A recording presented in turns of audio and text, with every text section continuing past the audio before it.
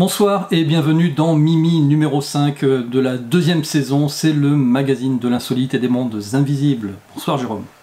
Salut Antoine, comment vas-tu? Écoute, très bien, là je crois que cette semaine on va vous proposer du lourd, tellement lourd d'ailleurs qu'on va ne faire qu'une moitié d'émission ici et puis l'autre moitié on ira la faire chez nos copains d'Odyssée. Donc au programme on va vous parler d'ufologie. On va vous parler de combustion spontanée et ensuite on parlera de quelques autres sujets qui peuvent fâcher ici, donc on vous les détaillera un peu plus tard. Mais avant de commencer sur le sujet ufologique, tu te rappelles Jérôme, on avait lancé un petit concours là, il y a 2-3 semaines sur Midjourney. On avait demandé à ce que nos amis Mi participent et on a eu plusieurs envois et j'en ai sélectionné 3 que je vais vous partager et je vais vous demander de sélectionner le lauréat. Donc on va faire ça pendant l'avant-première. Vous avez à peu près une bonne quinzaine de minutes pour nous dire laquelle des 3 vous préférez et puis eh bien, on récompensera celle que vous aurez retenue. Voilà, on est sur la page Instagram de la chaîne, hein, générationcitédor.com. D'ailleurs, si vous ne l'avez pas encore fait, je vous invite à vous abonner. C'est vrai que c'est une page que j'ai délaissée pendant très longtemps parce que, clairement, je ne savais pas trop quoi y poster à part des couvertures de magazines. Et depuis que j'ai découvert Midjourney, j'en poste très régulièrement. Donc voilà, n'hésitez pas à venir voir mes créations sur Midjourney. Et donc j'ai sélectionné 3 lauréats, 3 finalistes. Donc la première, il s'agit de Mélanie de la Fée Buissonnière, voilà, qui nous a fait un joli tableau d'inspiration Hobbit. Donc pour Mélanie, tapez 1. Ensuite, nous avons Jean-Luc Toledo qui lui alors, ne l'a pas fait par Midjourney mais avec un autre outil. Alors je ne sais plus si c'est Dali ou un autre outil. Voilà, mais pour l'image de Jean-Luc Toledo tapé 2, donc lui a mis comme mot-clé Miasme TV. Et enfin, la troisième œuvre retenue, il s'agit de Manon, voilà, qui a aussi mis des mots-clés comme Génération Cité d'Or, je crois, et Arbre de vie, ce genre de choses. Voilà. Ce qui nous donne un très bel arbre, effectivement, de vie. Donc, pour Manon, tapez 3. Et puis, voilà, bien, on vous donnera les résultats bien, la semaine prochaine, mais vous avez un petit quart d'heure, vous qui êtes avec nous sur l'avant-première tous les samedis soirs, pour pouvoir voter sur l'œuvre que vous préférez. Voilà. Et l'IA Academy? L'IA Academy? C'est l'IA Academy, c'est ça. Ouais, on pourrait faire une IA Academy. Voilà. Bon, en tout cas, bon, on le voit, hein, c'est ce qu'on disait là. Tiens, celui-ci, il est juste horrible. J'avais mis escargot alien gris. Voilà, ça donne des trucs un peu bizarres. Donc voilà pour notre petit partage sur Instagram. J'en profite aussi pour m'excuser sur la qualité de l'image, hein. Ça fait là deux fois où ma cam commence à montrer des signes de faiblesse. Donc j'ai essayé de régler, j'espère qu'aujourd'hui ça sera mieux. Je suis un peu flou, il paraît. Mais sinon, voilà, il va falloir investir. Donc vous risquez de devoir apparaître sur la chaîne, déjà la boutique que j'ai ouverte. Et puis aussi les Super 5, etc., toutes ces offres que propose YouTube, ça va nous permettre de nous aider et de pouvoir investir dans du matériel.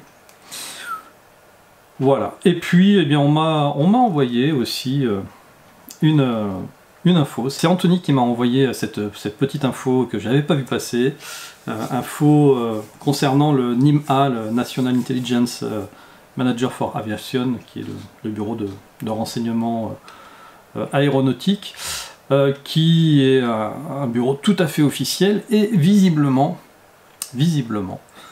ils auraient changé de logo. Là vous le voyez, le beau logo avec l'aigle impérial américain. Ils auraient changé de logo pour mettre un badge. Je sais pas, Jérôme, est-ce que tu remarques quelque chose de particulier sur ce badge? Ah, il y a une belle petite soucoupe. Ou c'est le C'est quand même chapeau de la bizarre pour reine. un... Ou c'est le chapeau de la reine qui a jeté son chapeau en l'air. C'est au choix. C'est au choix. D'ailleurs, on peut aussi remarquer un chasseur russe, un Sukhoi Su-57. Bon, il y aurait eu une petite boulette. Visiblement, ça n'a pas été fait exprès. Hein, je crois que c'est cet homme-là, Jérémy Corbel, à être le premier à l'avoir remarqué sur le site et l'avoir partagé sur Twitter. Voilà, il s'étonne, mais pourquoi l'Anima a changé de logo et a mis une petite soucoupe volante sur son logo pour un service qui n'a toujours pas officiellement reconnu effectivement l'existence de soucoupe volante. Le Pentagone l'a reconnu quand même en 2017. Ils reconnaissent effectivement des objets non identifiés, mais pas leur origine extraterrestre, ce qui est pas tout à fait pareil. Mais bon, voilà, ils sont vite revenus en arrière, hein, forcément, ils ont remis l'aigle impérial. Parce que c'était une erreur. Alors, pour une fois, ils ne sont pas cachés en disant non, on a été piraté, non, c'est... Voilà. Ils ont juste dit que c'était un mauvais fichier qui s'était malheureusement glissé sur leur bannière. Voilà. Donc, ça veut dire quand même qu'ils font...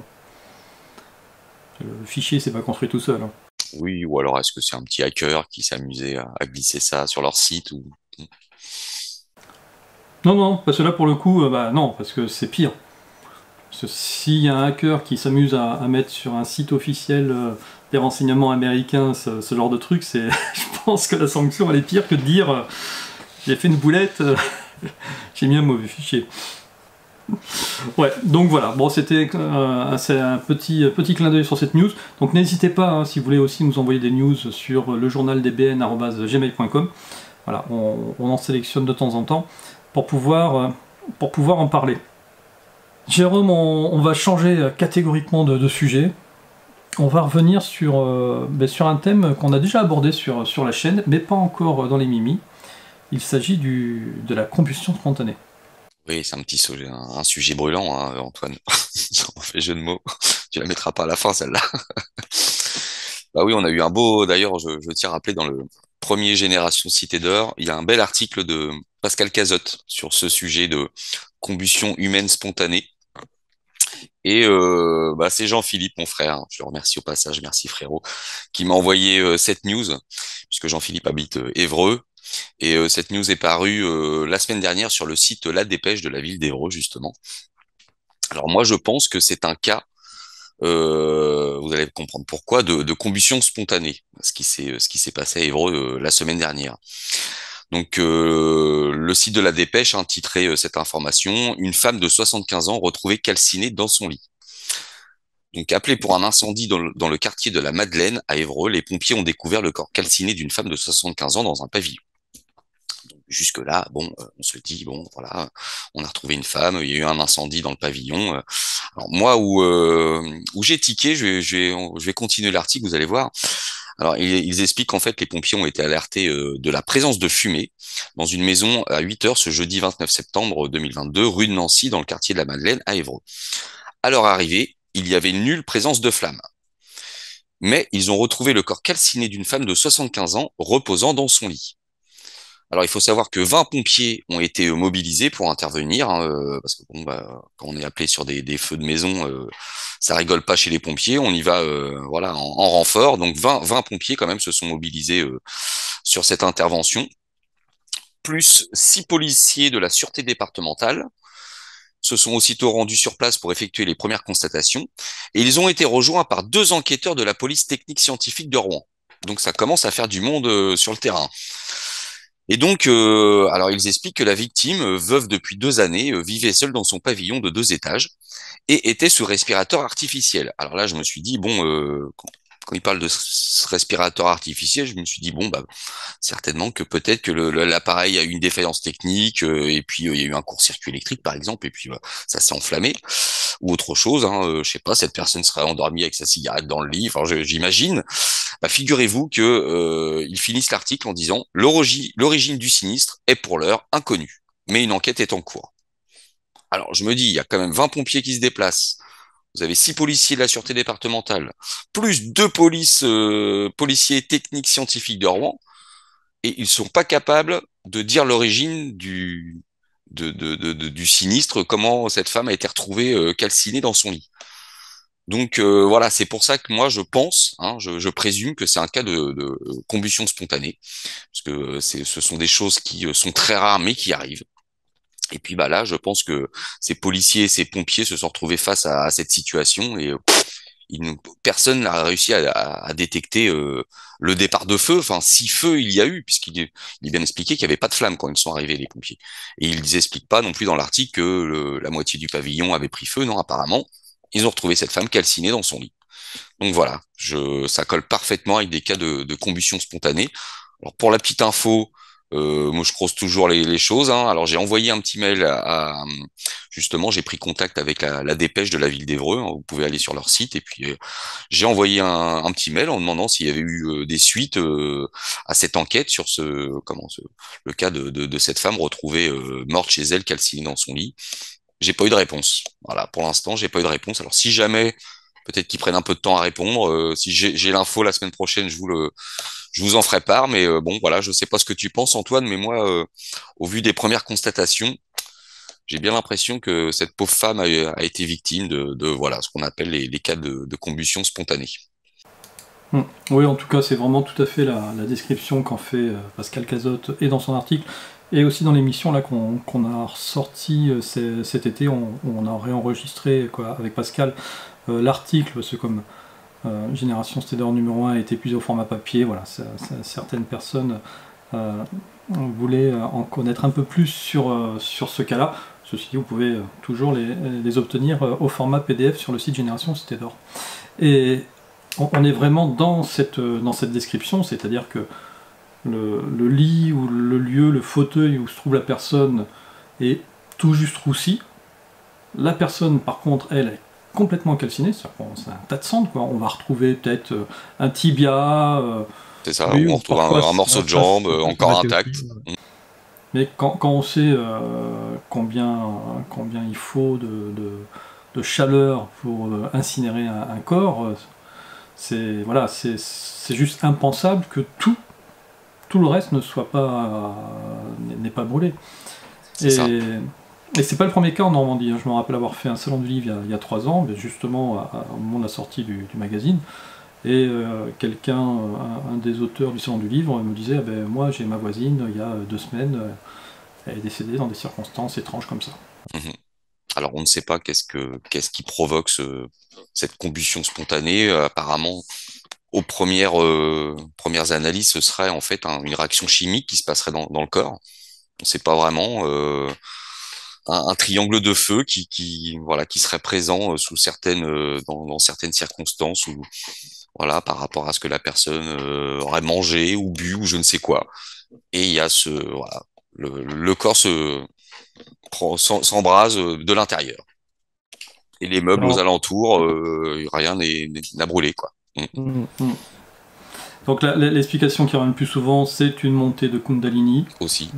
Mais bizarrement, toutes ces personnes qui décèdent comme ça sont pas forcément des personnes avec toi, des ascètes, des ermites, des gens qui ont une croyance particulière, on va dire. Mhm. Donc voilà, ça peut être une explication, mais il peut aussi y avoir des explications plus scientifiques par rapport aussi à des possibilités soit de trous de verre, soit de frottement au niveau des atomes. Il y avait quelqu'un d'ailleurs qui avait mis une réponse assez intéressante dans les commentaires de la vidéo. Je vous invite à la regarder, où la piste n'était pas mauvaise. Bon, mais effectivement, ça fait froid dans le dos. Enfin, froid ou chaud, hein. Ouais. Ça dépend comment tu vois la chose. Eh bien, on va vous en raconter d'autres histoires qui font froid dans le dos, mais ça ne sera pas ici parce que les conclusions seraient peut-être pas compatibles avec ce qui est autorisé sur YouTube. Donc, si vous voulez nous rejoindre pour la suite, eh bien, cliquez sur le lien pour aller voir la suite sur la chaîne alternative sur Odyssée. Sinon, bien Jérôme, on donne rendez-vous à tout le monde la semaine prochaine pour un nouveau Mimi de 4 numéros. Avec grand plaisir. Mais je vous conseille de nous suivre quand même sur Odyssée. Quand même. On a du lourd et du croustillant avec Antoine à vous partager. Mm, mm. Allez, ciao à tous, peut-être tout à l'heure, sinon à la semaine prochaine. Bye bye. Ciao.